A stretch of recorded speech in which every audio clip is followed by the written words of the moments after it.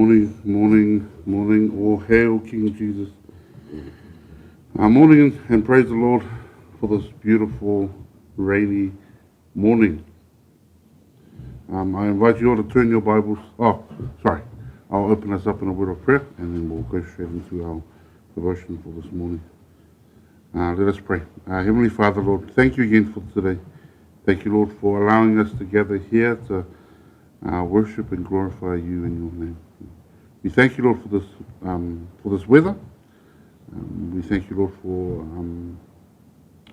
just for the gathering of the saints, Lord. And, we love you, Lord, and we say this through your Son, our Lord and Savior, Jesus Christ. Amen.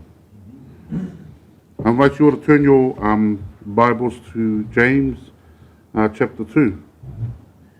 We've been walking through this powerful and challenging theme about faith without works. The last time we were here, we went through verses 18 and 19, but today we will be concluding this chapter going through verses 20 to 26 with a summary of verse 18 and 19.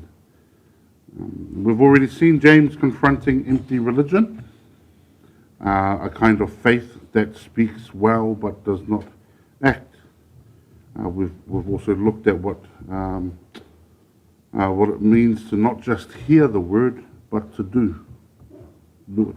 Today, as we come to the closing verses of James chapter 2, James brings the argument to its climax. He gives us a vivid picture of what living faith looks like and what it doesn't. So I'll ask our Samoan Bible readers, please, Yakopo Lua, if we can read from 18 to 19, Yakopo Lua, whaipe suruvalu, se o I le rua suruongo, end of chapter 2, and then I ask our New King James Version readers, please, James 2, if we can read from verses 18 through to 26. So our Samoan Bible readers, please, Yakopo Lua, whaipe suruvalu, se o I le rua suruongo, ia.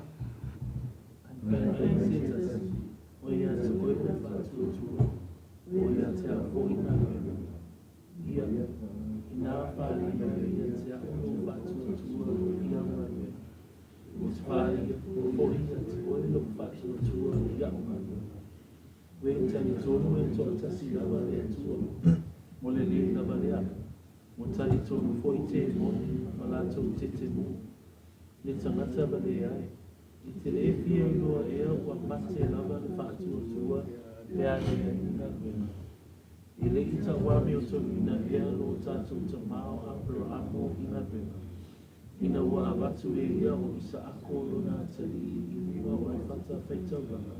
E te leino ea na ngā Lauifata si whatu tua mana ngā wena. O ngalu e no fōi wa atua tua ai I whatu tua. Sa taunu wai fōi le tusi. O whapea mai. Na whatu tua apera amo I le atua. O na taua e lea ia te ia e whai maami o tolu. Sa taua fōi o ia o le uo a le atua. Ule nei, o tomi loa o taua mi o tumina le tangata I ngā wena, ai le na o le whātua. E whapea fōi rā awa le whawhine e taitani, e le taua mi o tumina ea o ia I ngā wena. Ina wata ia e ia e na au ina atu, na ia au e se atua e fōi a te ina atua I le tasi ala. Whapea o le tino woti ia pe a te ale ana. Praise the Lord. New King James Version readers, please. But someone will say, Iya. But someone will say, You have faith, and I have works. Show me your faith without your works, and I will show you my faith by my works. You believe that there is one God. You do well. Even the demons believe and tremble. Or do you want to know, O foolish man, that faith without works is dead? Was not Abraham our father justified by works when he offered his son on the altar?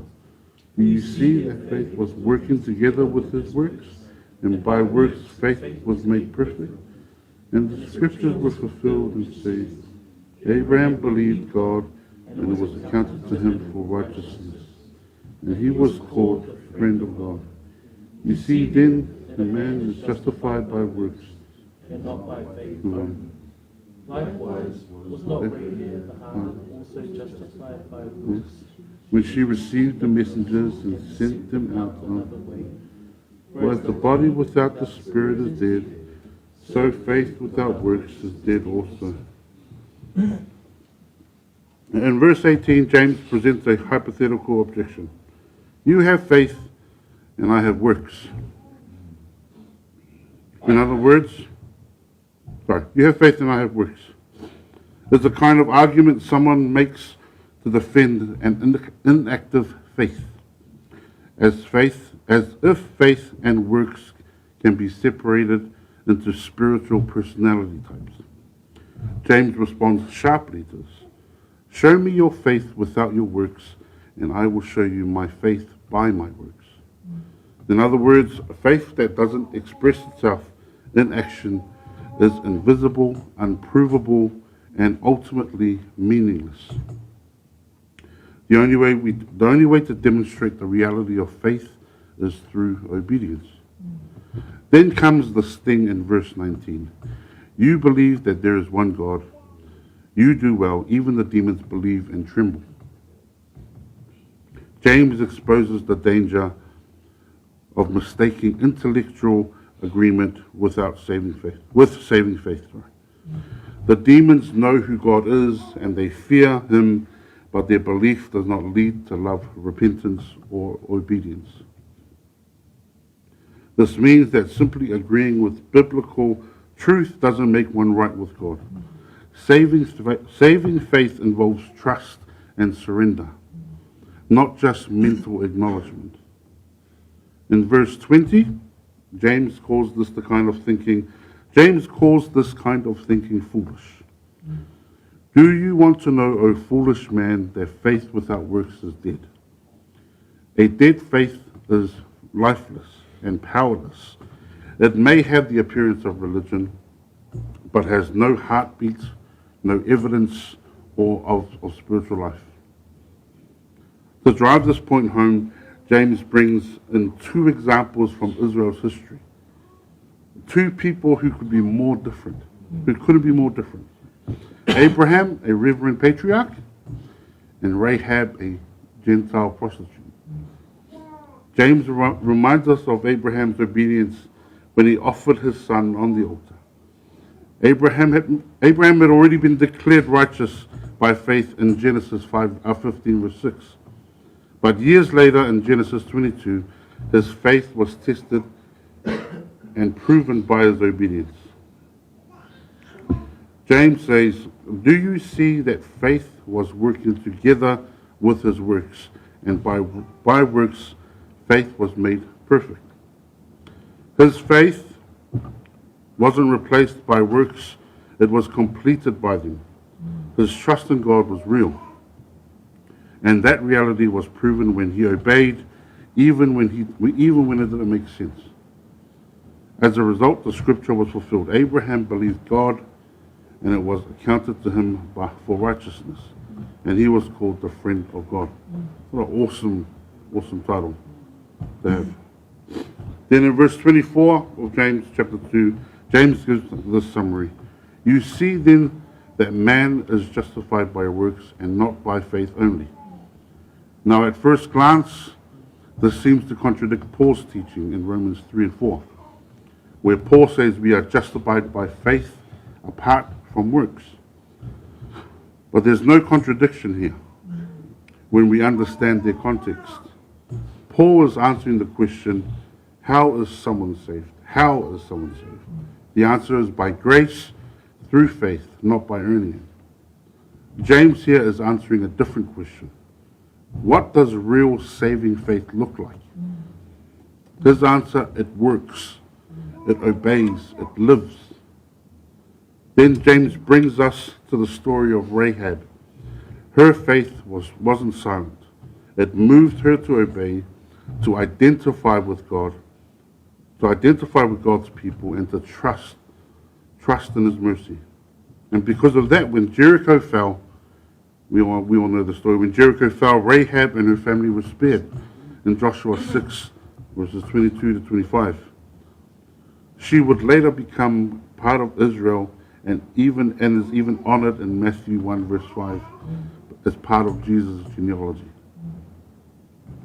Finally, James ends with a vivid analogy in verse 26. For as the body without the spirit is dead, so faith without works is dead also. A lifeless body may still resemble a person, but without the spirit, it has no life. Likewise, faith without obedience may still look religious, but it has no breath, no power, no salvation. It's not the real thing. This is the third time James has made this point. Faith without works is dead. In verses 17, verses 20 and 26. He repeats it because it's important.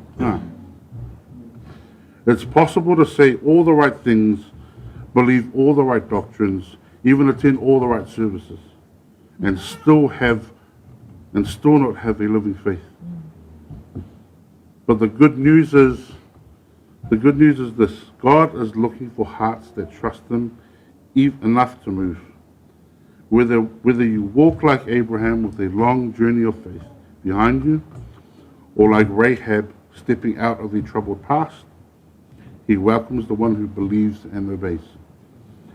Every act of courage, every quiet choice to follow, is seen by the one who calls us His own.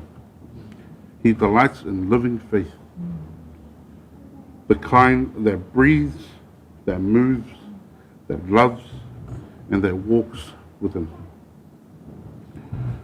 I will pray at the end of today's devotions.